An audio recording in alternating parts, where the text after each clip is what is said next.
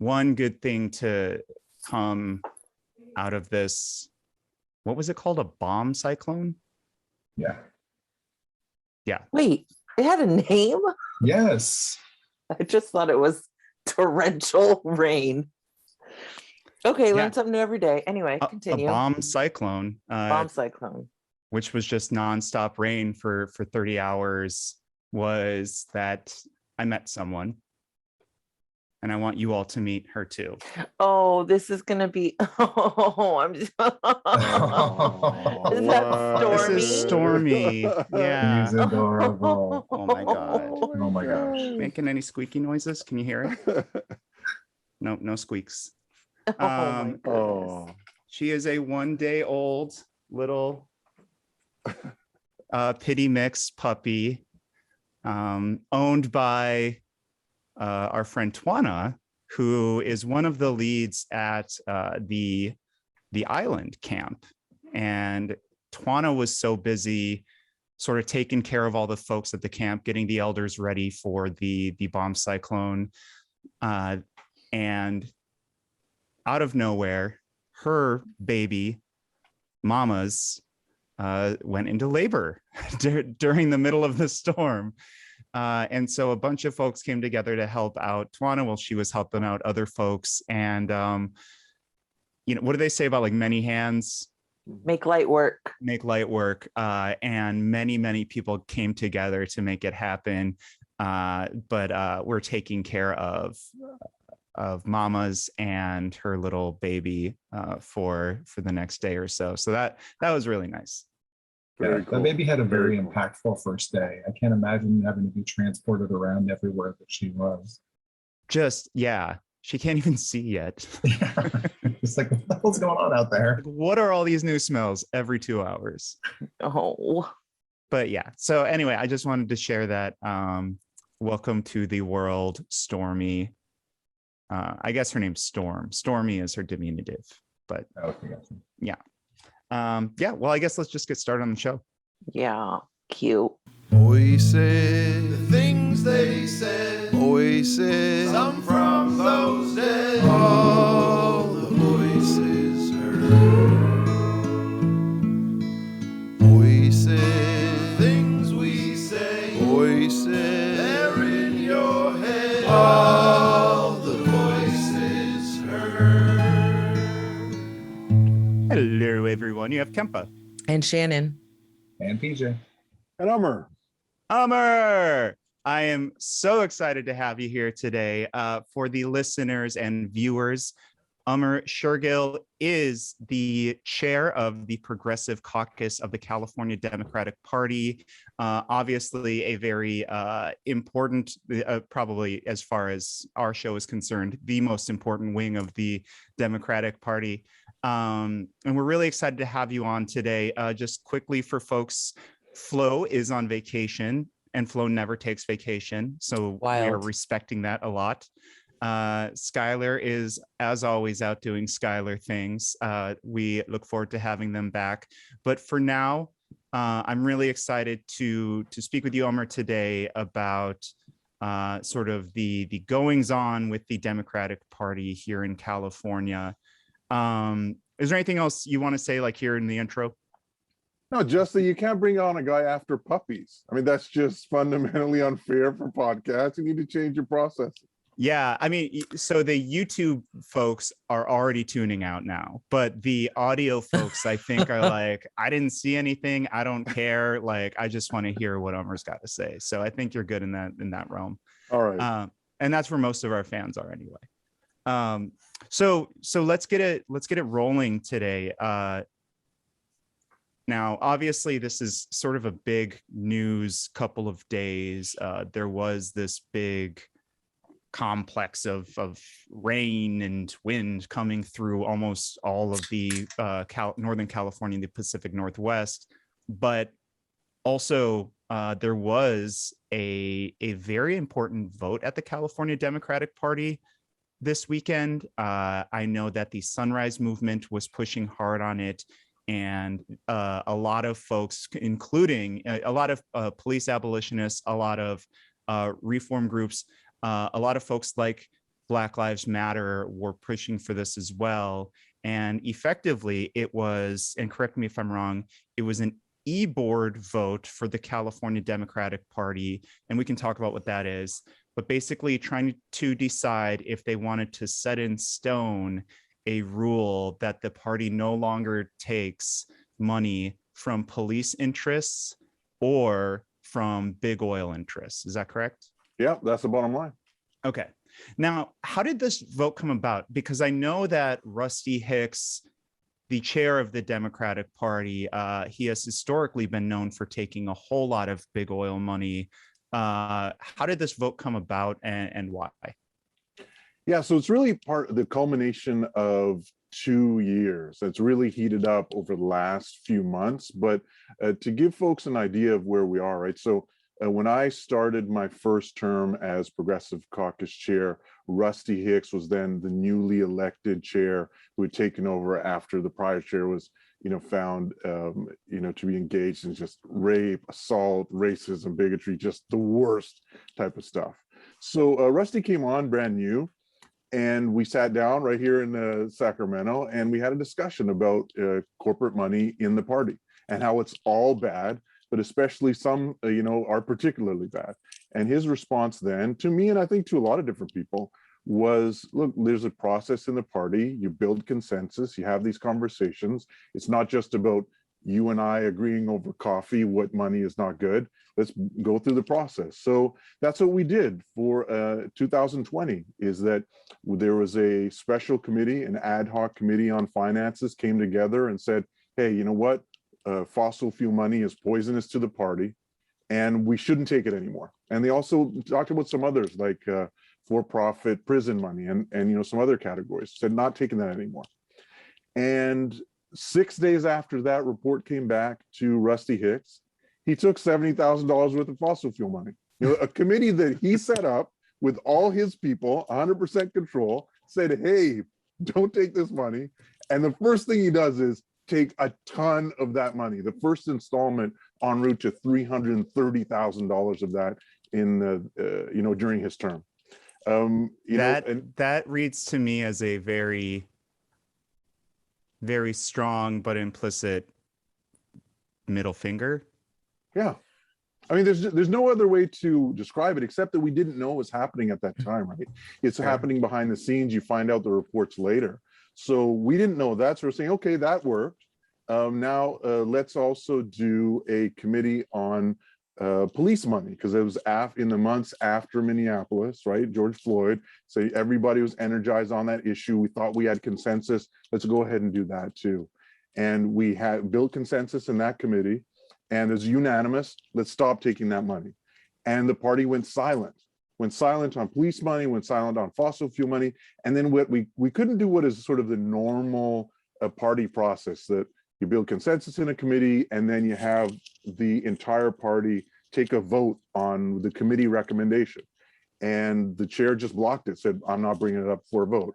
And we asked a bunch of different ways, try to get it done, until finally, this stuff came out that he had been taking this money after the recommendation. And that, caused a lot of tension in the party, and leading up to what happened in July, where we actually had an executive board meeting. Executive board is like 400 delegates out of 3,000.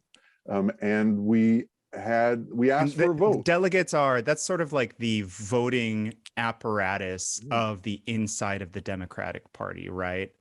They help decide what the party is, where its heart is, and where ostensibly the direction of the party should go, right? Yeah, they're made up of elected delegates from each assembly district. There's appointed folks, by the legislative officials, and then there's party leaders and congressional delegates. So all these different sort of types of delegates come together, 3,000 plus. I joined the Democratic Party in January of odd years to vote progressives into the delegates, and some really good ones came through this year in Sacramento.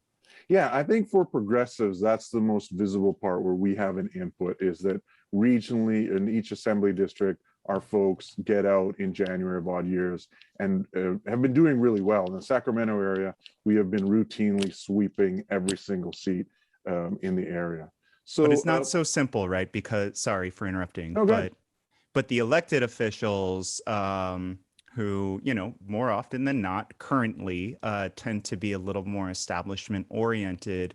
They have appointing powers to make to place delegates into play. And so, you know, in as much as the grassroots progressives can sort of sweep these delegate elections, there's still all of these other delegates in other spaces that sort of are coming through kind of from the inside of the party, right? Yeah, let's be clear. The California Democratic Party is not a democratic institution. It is fully owned and controlled by the folks in the legislature. And of course, they are elected.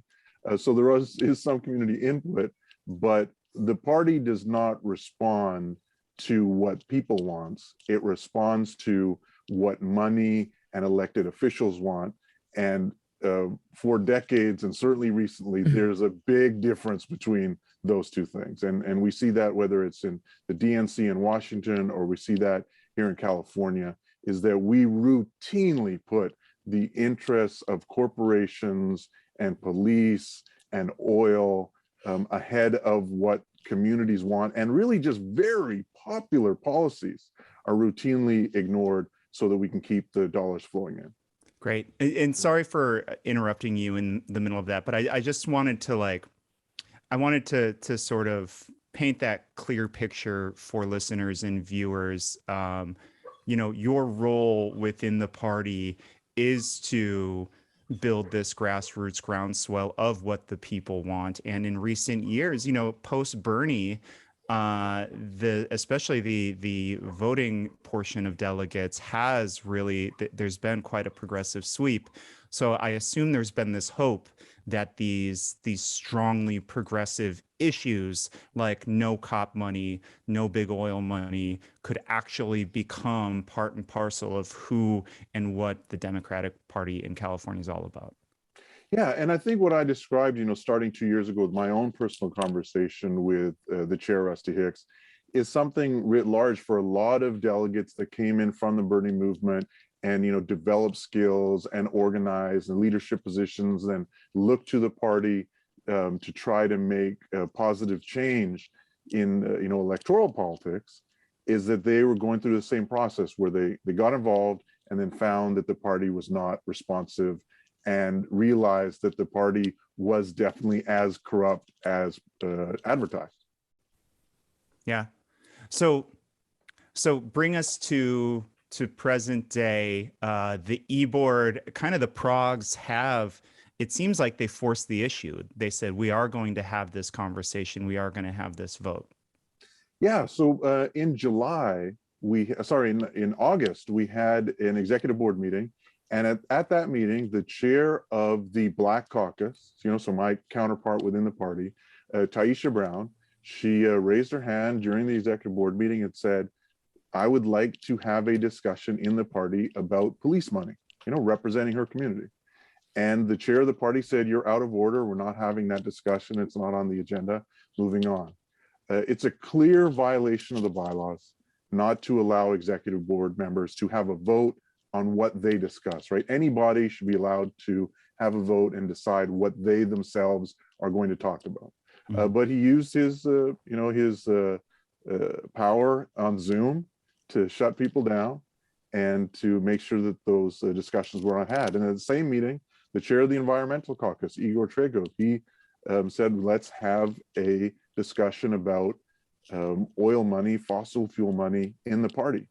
And it wasn't in isolation, right? They're asking for the party to affirm what committees had already done. So, right, not something out of the blue, just normal party process. And it was shut down. So in response to that, with blatant bylaw violation, the executive board did what has never been done, certainly in living memory, is that they organized their own executive board meeting around the chair. And that's what happened this past weekend. Is the agenda was set ahead of time in the notice and petition. The executive board member said, we want to have these discussions. And that's what happened at this meeting. Unfortunately, the meeting didn't go, or the votes didn't go as hoped. Yeah. So there was this vote. The vote was Sunday. It was the day of the storm, right? Yeah. And a lot of people came and rallied, even in this inclement weather. I know that Sunrise folks were out there. I'm sure other sort of progressive groups were out there, which you could probably speak to. And there was this sort of grassroots vibe to this. And when I look at folks' reaction today, a lot of my friends who are progressives within the party, I think I'm sort of startled by, not startled, I guess a little surprised by the level of disappointment they have in the decision to kick the can down the road 4 months on the stop taking police money and stop taking big oil money vote. Progressives really thought that they had a chance on this, right? Yeah, because we have consensus in the party on this issue. If you just go to the executive board or delegates, you will find broad majority consensus that we shouldn't take this money. But the vote doesn't play out that way. And you talk about, grassroots, and it's certainly true that last weekend or 2 weekends ago, Sunrise across the state and delegates were protesting at people's homes. So like the vice chair of the party and other leaders at their homes, Senator Tony Atkins' place and others, asking for them to support this vote, because leadership was all on the other side, except for the vice chair, David Campos, saying that, they wanted to delay. And then again this weekend, we had Sunrise here in inclement weather out there in front of the California Democratic Party HQ. On Friday, they were inside the Capitol again at Tony Atkins' office. And they really were not asking for anything unusual given the consensus of the party. But what was happening at the same time as we were building the grassroots response is that the chair of the party, Rusty Hicks, was turning this into a personal battle with the progressive wing in the party, saying that, calling individual voters and telling them that we want to vote for delay. We want to vote for no action now. We want to do nothing now and wait till 2022, even though we have already done this in 2020, and there's really no need to repeat the process. And the reason you can have a dynamic like that, where the consensus opinion is ignored and people vote for delay, is that there's a large portion of the party and the delegates who owe their political future to the chair and are worried what happens if you vote against the chair, right? He has a lot of power to lean into people's lives and their prospects politically. If they want to be, let's say, for instance, you really care about children's issues and you have some legislation or resolution you want to pass in the party, and the chair comes to you and says, I'd like you to vote with me. The person on the other side thinks, if I don't vote with the chair, am I going to get appointed to that committee? Am I going to be able to get that resolution passed? Am I going to be able to represent these people? And what he's asking me to do is delay. So I'm going to do that because I'm worried about, my political prospects, the things I care about. So when the chair really leans in and puts his, personal power on the line in those calls with delegates, he can take a consensus position that everybody agrees should be acted on right away and turn it into indefinite delay, which goes, contrary to everything we believe about Democratic Party practices. Right. Well, and I think when you talk about issues like this, the impact is real. There's life and death. And so when we look at the chair, Rusty Hicks' decision to indefinitely kick the can down the road with this very undemocratic strategy, young Black folks and brown folks are getting killed and beaten by our police force in California. And he's saying, the party should continue to take money from our police and work in their interest. I mean, you talk about climate, right? You talk about these fires, the drought, these storms now too. People, especially our unhoused community, are in so much danger. People are literally dying, and it only gets worse the less we do about it. So when Rusty Hicks again refuses to take climate action, that's blood on his hands.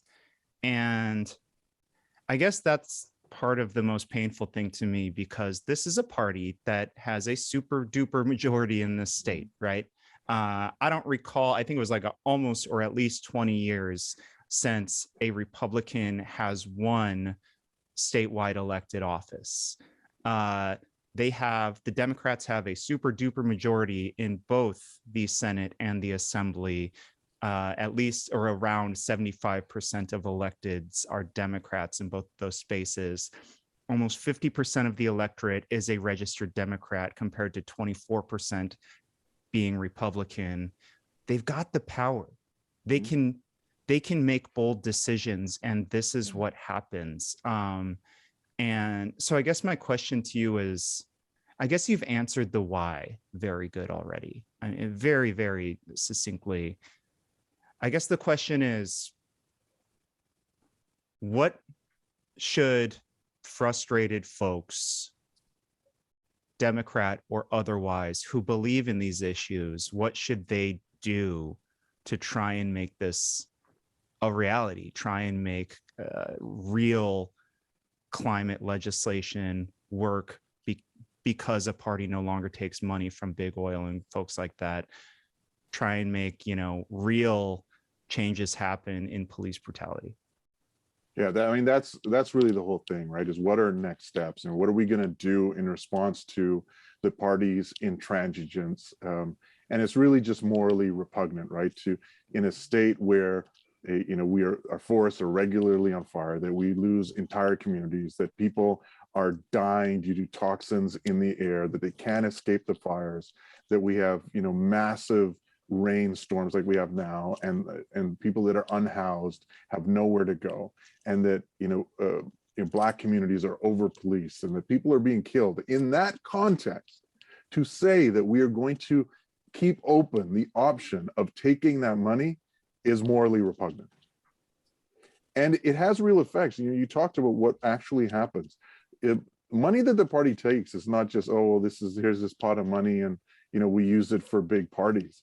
That's what you see maybe on the media, but here's what actually happens: is legislators make deals with dirty money people, and they agree, you are going to give this money to the party's going to clean it, then the party's going to spend it, and you will use it to my benefit, but I won't have to say I took $80,000 worth of oil money.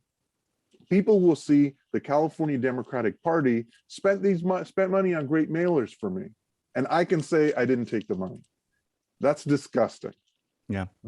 What I think a lot of folks don't realize, that the number one priority of the California Democratic Party and its function is to clean money, is to take it in and spend it from massive organizations on behalf of legislators in a way that obscures where it really comes from.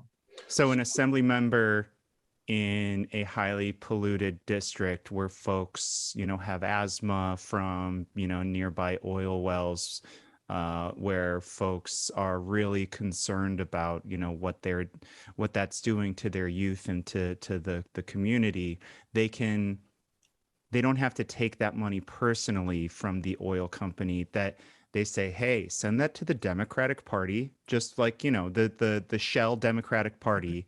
They'll siphon that, shoot it on back to me for my reelection. That's what you're saying.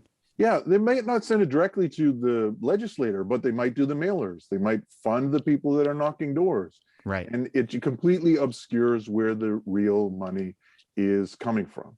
And it's, completely contrary to everything the California Democratic Party says that it stands for. You read the platform, you read the resolutions, you talk to the delegates, they say they stand for these things, and they stand against police money, they stand against oil money, and then the party does the opposite. And it's morally repugnant. Look, if you are Mike Gibson and you're in SoCal and you represent Carson, which has, freeway, rail line, oil refinery, and asthma is out of control, cancer is out of control. If you want to take oil money, take the oil money, right? And then Fatima, who's running for assembly against him, she can have the argument with the people of that district. Right. We can have a public discourse on that. Right. And if people decide that they don't mind oil money, God bless them in that district. But what's happening now is that the California Democratic Party is crushing its own values in order to do that job for legislators, and it's disgusting, and it has to stop. So yeah. So back to the how do we fight this rat fuckery?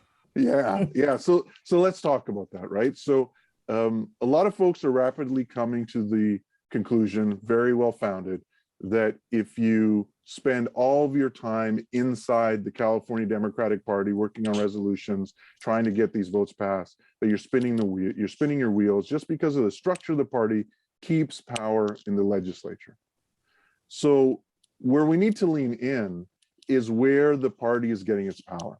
Party gets its power from legislators. Legislators get their power from money and from the streets. Look, we're not going to outspend oil. We're not going to outspend police, but what we do have is people power. We have the moral authority. And what progressives need to do, and we're going to be talking about this at our next Progressive Caucus meeting coming up in November, is how we devote our time. And yes, devote your time on issues, whether it's the unhoused or March for Our Lives, or whatever you feel passionate about in your communities, whether it's through nonprofits or political action. But we also need to lean into those very few progressives that are running across the state that are actually progressive, right? So, and here's an important difference. There are a lot of folks that say they are progressive, that get elected, and when push comes to shove at the time of the vote, they don't vote those values. And then there are very few that actually vote their values, regardless of what the party leaders say, regardless of what the money says. Alex Lee is one of them. Ash Kalra is one of them. And we have a few others. Certainly, Katie Valenzuela is amazing here locally, in city council locally. And we have others. Alex Lee is a DSA member, actually, as an assembly member. Yeah. So he is, there are a few others like that. And what progressives need to do, and I think what the project we're going to be working on now is, identifying those that are really good. You might say it's Jennifer Estienne, who's running against Quirk in the East Bay. You might say it's Fatima, who's running down in Carson. Or, you pick a handful of others and target those races. In the virtual space, it doesn't matter whether you're in Sacramento or in San Diego. You can support a progressive wherever they're running in the state. What we need to stop doing is compromising locally, supporting the best progressive locally, even though we know when they get there, they're not going to vote our way. We have to really spend our resources wisely, because what we see is we've tried that quite a bit now, and it doesn't work. Last legislative session, we had a bunch of Democrats, like you said, super majorities, bunch of folks who said they were progressive, and we couldn't get out of committee, forget a vote. We couldn't get out of committee a move to, to increase setbacks. So you have oil infrastructure not beside schools. We are behind Texas, right? We can't get this stuff out of committee. And the same thing happened, it is, it's ridiculous. And the same thing happened this past weekend with the party. Look, we did not get an up or down vote on oil money. We did not get an up or down vote on police money, fossil fuel money. Instead, the party said, let's send it to a committee. We'll discuss it 2022 in February. There'll be a report. Maybe we'll do it then or not. And that speaks to the control of those with power, with money, to avoid having an up or down vote so they don't get caught voting against our issues. They just continue to push it in committee, and progressives are going to have to respond. It's that when all of these climate bills are failing, when all of these police accountability bills are failing, we need to revise our strategy. And that means that, look, if you are in the South Bay and you have an average progressive candidate that you know is going to fail on a ton of bills, should you really be devoting your time there? Or should you be finding a real progressive in SoCal or in Santa Cruz that's going to actually advocate for the things we believe in? And that's the future. Yeah, I love it. So it's being strategic and mindful as the movement continues to build and continues to sort of build capacity to be able to be a real movement, right? Organize. But concurrently, look at what real progressives are out there and who have a chance in a state where we no longer have the first past the post party elections. We now have jungle primaries where a real impressive progressive can end up in the top 2 against one of these moderate Democrats. And it's dem on dem come general election, and then we got a real chance there. We're going to be actually having Jackie Fielder on she actually ran against Wiener out in San Francisco for the Senate. And she is running a political action committee that does identify some of these really exciting progressives throughout the state. So we'll be having her on to discuss that. Beyond that, that makes perfect sense. Anything else you want to add? Because I know you got to hop off pretty soon.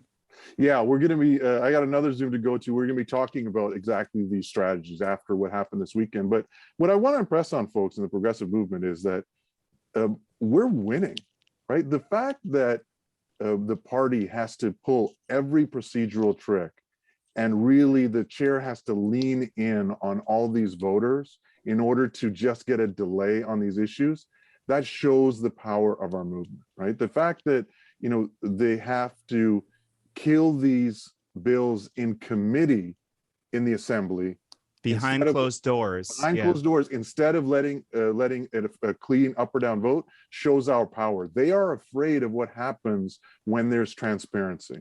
We have the wind at our backs. We are rapidly accumulating power in California. So we can't take these losses as a death knell for the progressive movement. It really is a sign of where we're going. We just have to lean into these races. We have Dave Jones here in Sacramento, and there are others elsewhere. We have to find the real progressives and support them.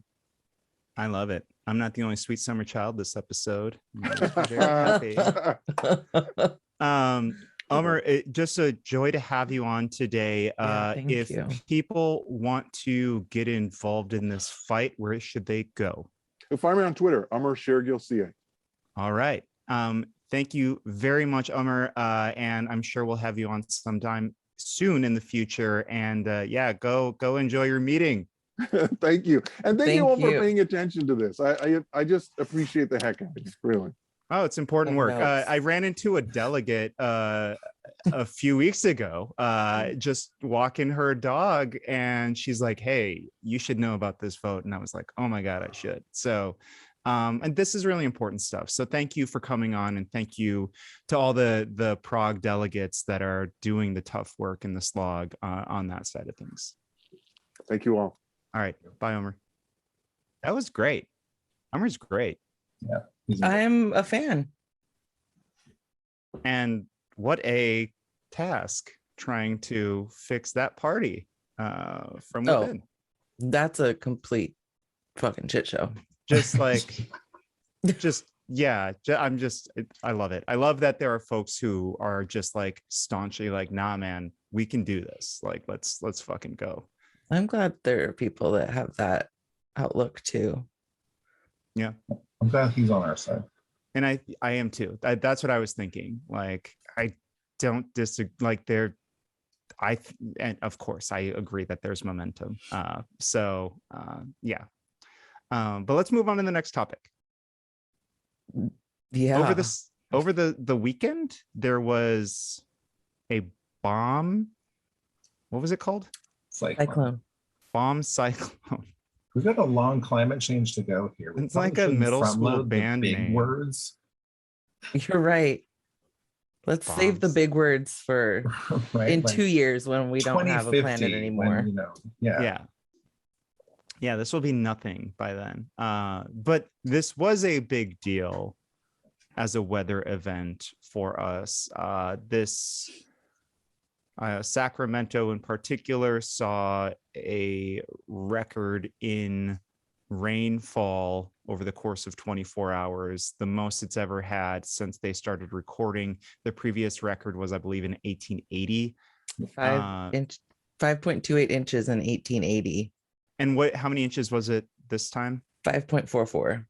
And that's just in the 24-hour time span. It was a bit more than that. Yeah. There's more. Yeah. Yeah. And so there's a big deal. This comes at the tail end of this massive drought.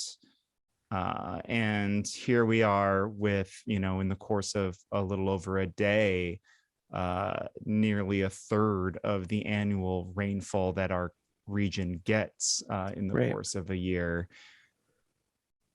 Shannon, I mean, can you talk us through that a little bit? And I think really whenever a storm like this comes through our region, everyone, at least folks in our circles, the first thought is, what are the impacts on the unhoused community? What can be done to help them stay safe? Yeah, I mean, I think there's so many different conversations that we can have related to this 24-hour plus weather event. I think we can just start. I think it's important to start by noting that this is really early for a weather for a weather event that just like drops buckets of rain, which is what we always have, this sort of expectation that there's going to be a real rainy season, right? And that generally comes in like very late December, maybe, but more than likely it's mid to late January. And we saw that last year, late January, when we had the huge storm where actually potentially more than six people lost their lives. 6 folks experiencing homelessness lost their lives.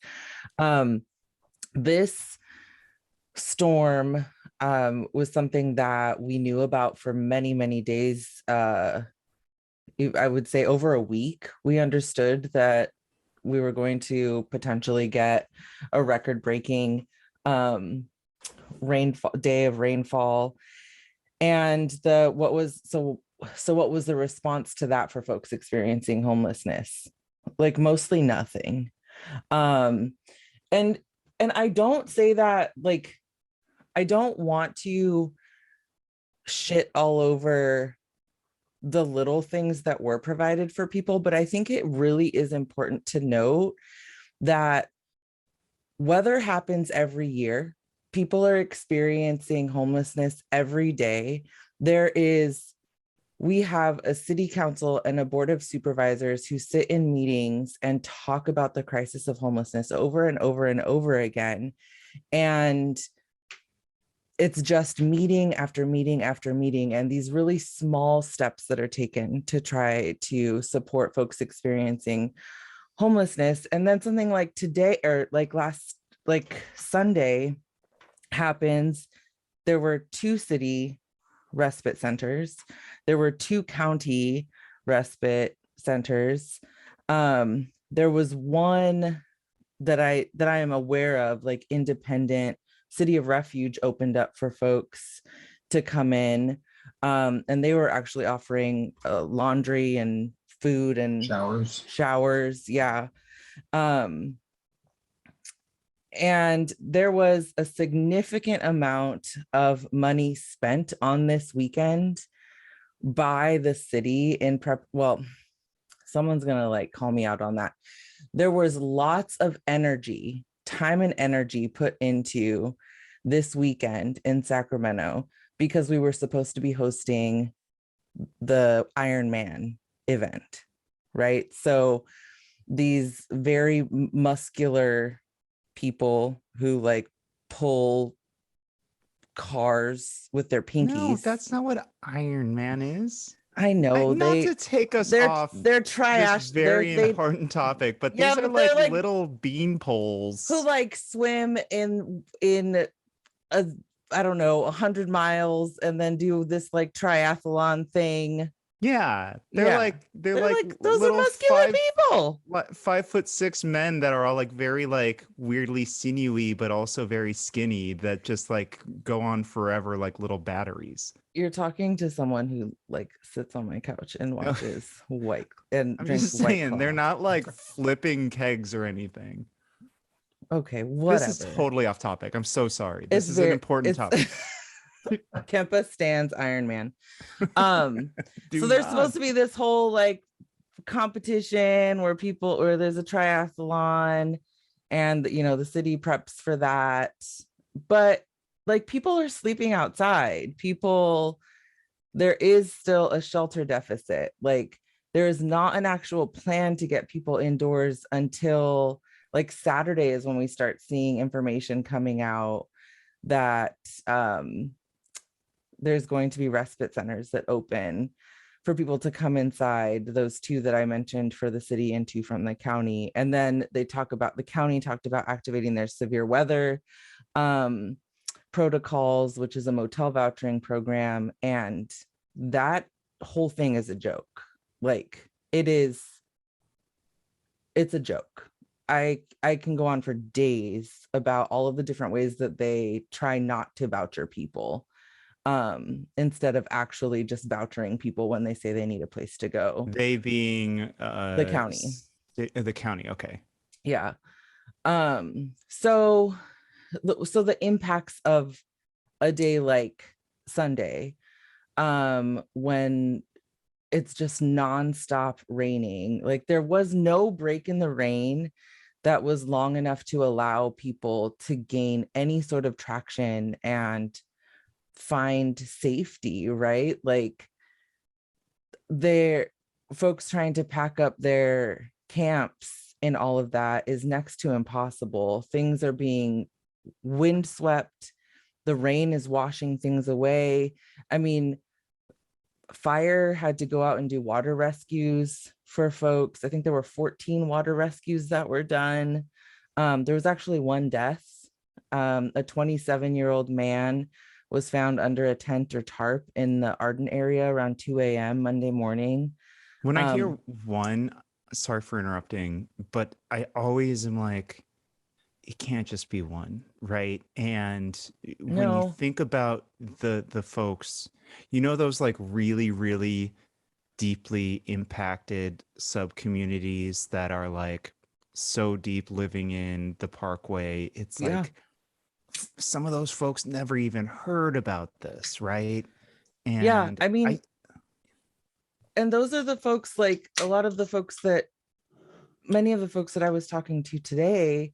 I mean, one person showed up, had no shoes on her feet, was wearing the only thing that had survived the weather, and she was just bawling, walking in rain because it's still raining at 7 o'clock in the morning.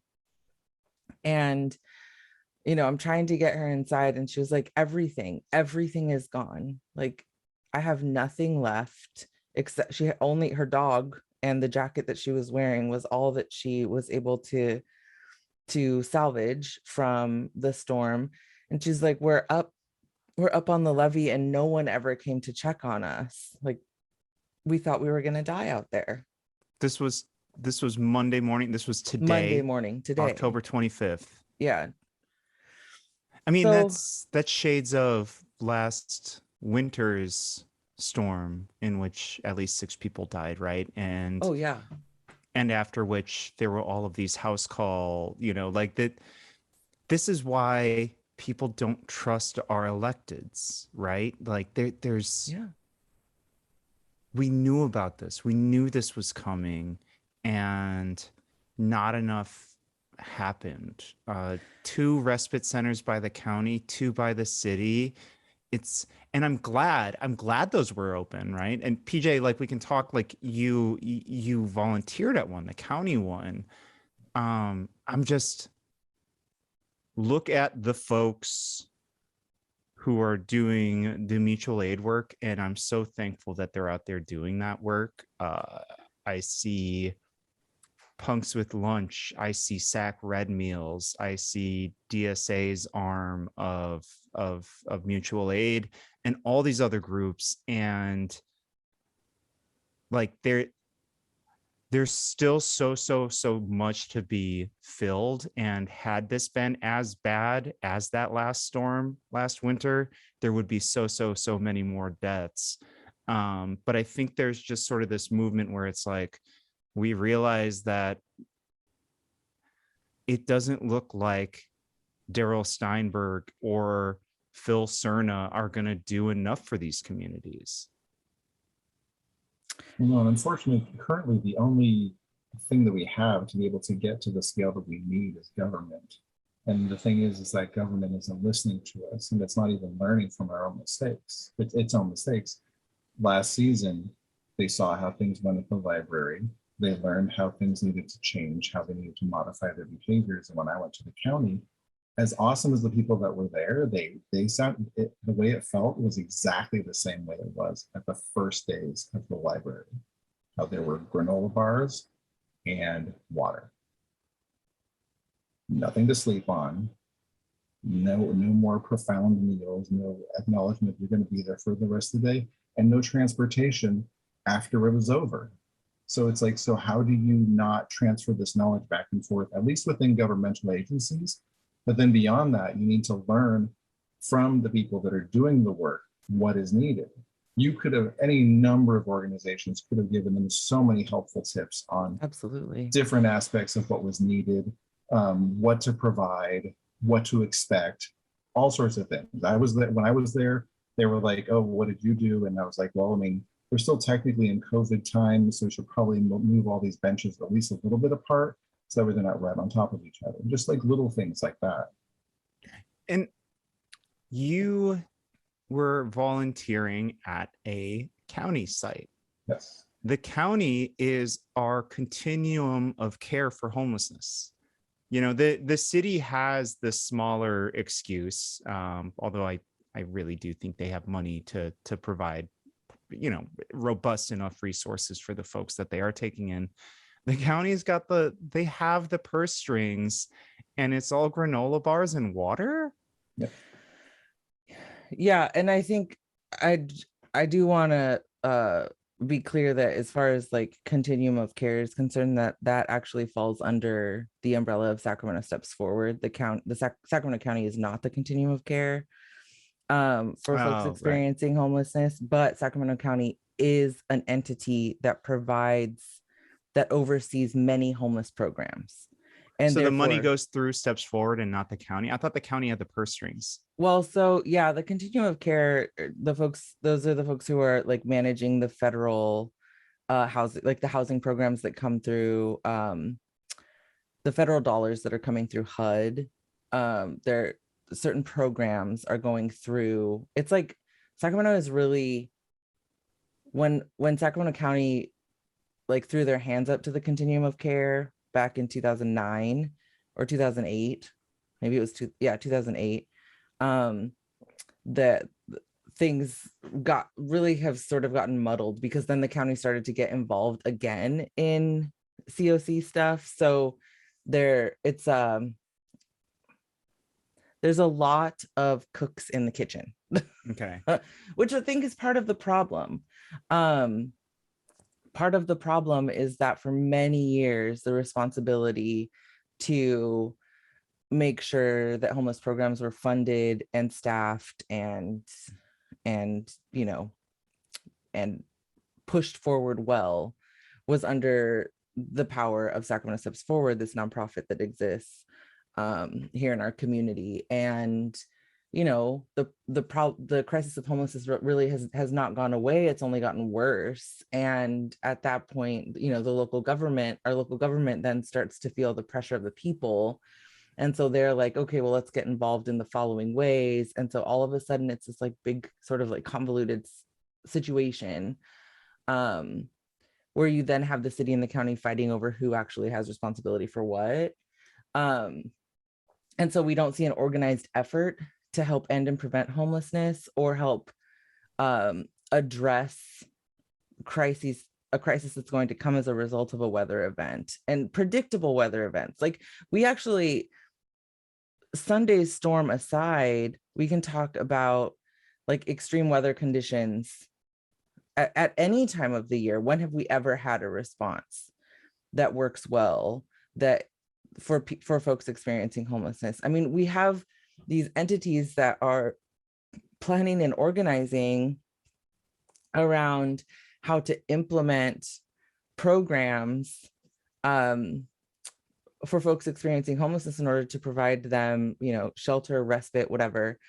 But none of these things are being designed with the needs of people experiencing homelessness in mind, right? Instead, it's so much of it has to do with what is the neighborhood going to think? What are the business owners going to think? What are the people, what are the people in power actually going to, like, what's that pushback going to be? Instead of actually going out and talking to people who have, this would have been a great thing. We know that this weather event is coming up. You then you're talking to people who survived that, the January 26th storm, and what could have been done? What did you need? How did you make it if you didn't come to the respite centers? Why didn't you come to the respite centers? All of those things. Now we have to fight this whole, or not we, but the city and county of Sacramento have to fight this immense distrust that exists with folks experiencing homelessness. The people at Safe Ground who were flooded out and being rained on by the highway above, that is so much distrust is going to come from that. When they can look, just a few feet over, and they could have been under the overpass, right, guarded from the rain, right? I think this is there's a lot of conversations that can come out of what happened with the weather on Sunday. The problem is that I just don't trust the city or the county to sit still and hold space for them. Yeah. Because that's really what it needs to be. I think what ends up happening is that you get all of these, you have this energy that is reactive rather than responsive. It's reactive because it's like, oh, everybody is pissed and we got to try to show people that, we're working on shit. But if there were actually a crisis response, like a weather response protocol for folks experiencing homelessness, how do we respond to extreme weather conditions? How do we, address bomb cyclones, which are probably going to become a part of our lives, moving bomb forward as a result. Season, no. Yeah, when bomb cyclone season comes up, how do we deal with this? I just think that there's so much room to develop protocols for this. And we have an Office of Emergency Services, and there are protocols for shit that I don't even know what the hell it's there for. We've actually got thousands of people outside that could benefit. So best case scenario, let's say magically the county and city tell Mike Testa to go fuck himself. And they say, we don't care. We get it. You're business owners, blah, blah, blah. But these are the needs of our most vulnerable community at the most dangerous time, weather-wise in our city.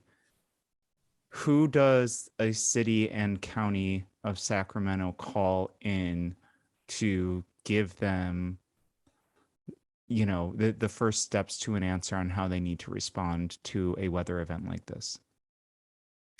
I think that as a result of the lack of work that has been done on their part, there are definitely mutual aid organizations that can respond with a level of expertise that any seasoned direct service provider would be able to offer. Which, by the way, I didn't even mention Sac Soup earlier, and I was like, oh my God, Crystal has been just a wealth of information during the last couple of days.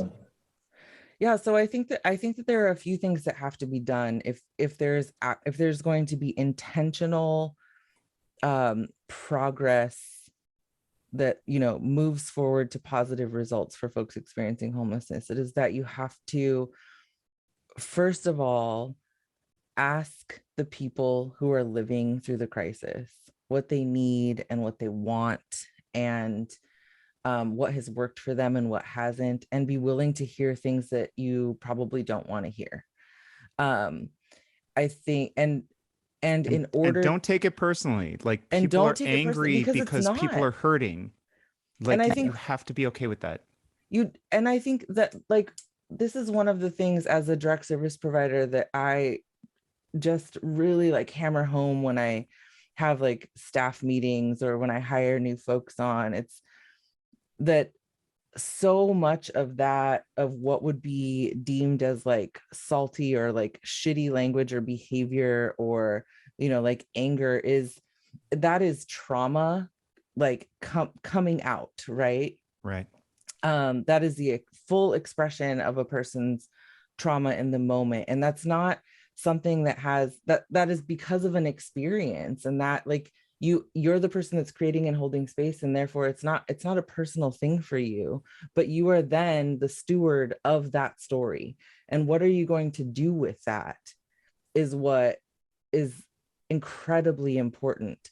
And we cannot continue as mutual aid organizations, as direct service providers, to lend our rapport to local government and people in positions of power and allow them to come in and sit in on focus groups with people experiencing homelessness who have survived trauma after trauma after trauma if they refuse to do anything that is actually going to benefit them in the long term, because all we're doing is re-traumatizing them. And so if locally we have elected officials who want to sit down and talk through this shit and actually do something about it, then I think there also have to be stipulations that are made, which is you've got to pay people for their time. Like, you've got to be able to stipend them, and especially people experiencing homelessness who are giving of themselves in such a way that is re-traumatizing, right? Like,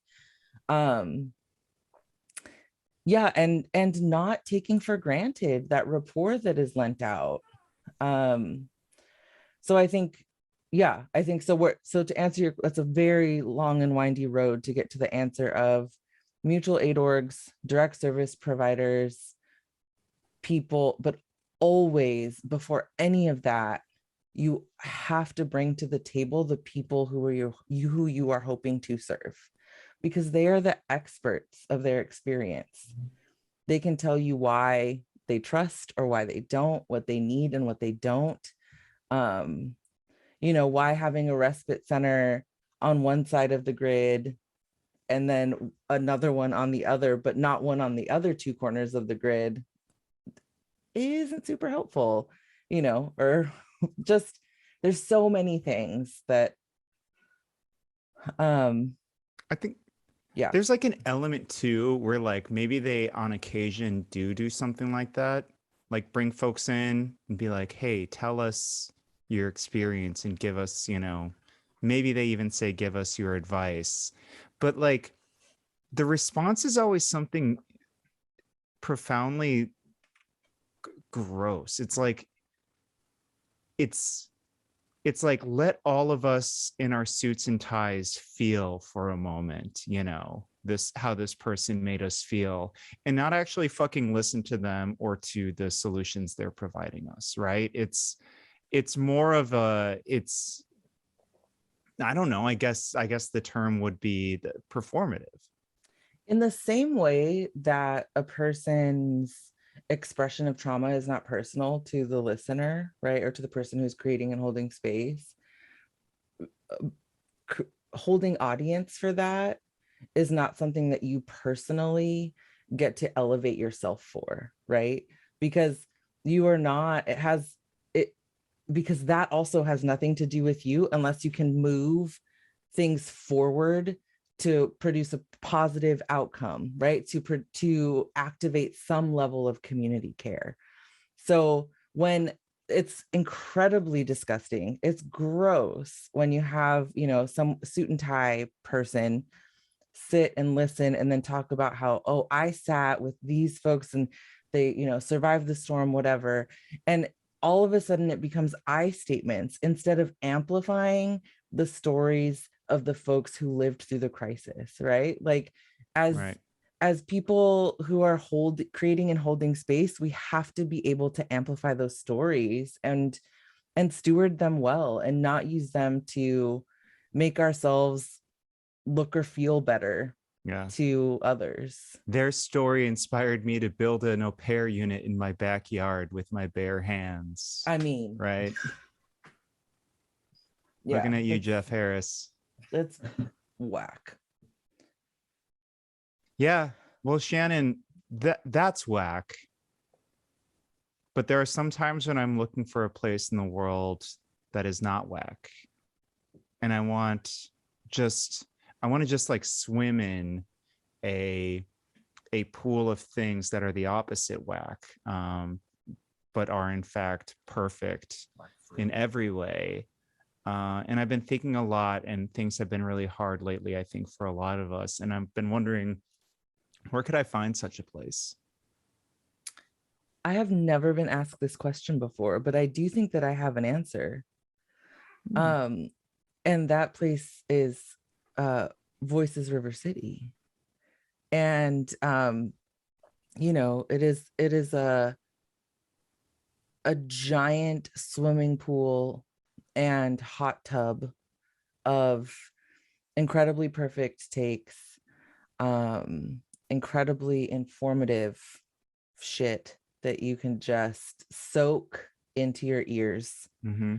And you'll be so relaxed, you'll be like, oh wow, I'm urinating and I didn't even notice. I mean, you got to be real careful, because you might do that.